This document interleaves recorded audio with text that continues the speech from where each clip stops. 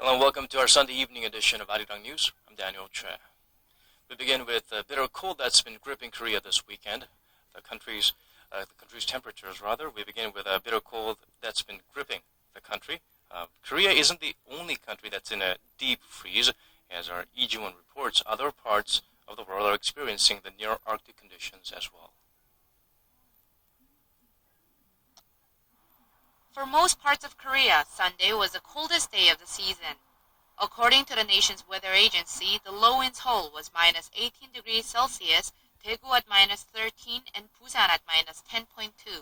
Seoul's bone-chilling temperature was the lowest in 15 years, and with the wind chill, it felt more like minus 23.6 degrees at noon. The day before that, the Korea Airports Corporation suspended all flights to and from the southern island of Jeju-do due to heavy snow and strong winds. The suspension will last until 9 a.m. on Monday. Korea isn't the only country in the grip of a severe cold wave. A massive blizzard struck the U.S. East Coast on Saturday, and at least 17 people have died in storm-related accidents. A state of emergency has been declared in 11 states, and about 9,000 flights have been canceled.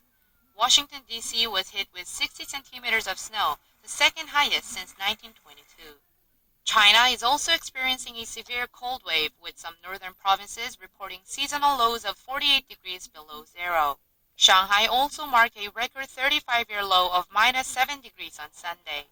But the cold wave is expected to let up soon, with weathercasters forecasting temperatures around the world will return to the seasonal averages next week. Lee-Ji-won, Arirang News. Turning to local politics, the leaders of Korea's two main rival parties met this afternoon to try and reach an agreement on a series of contentious bills and redrawing the country's electoral map before the current session ends on February 8th. Today's meeting at the National Assembly focused on 4 labor reform bills, including one on irregular workers. However, the two sides failed to come up with an agreement because of their long-standing dispute over the irregular worker bill. The ruling party says the bill protects irregular workers, while the main opposition argues it will only increase their numbers. If lawmakers can't break the impasse today, they plan to reconsider the bills again in February.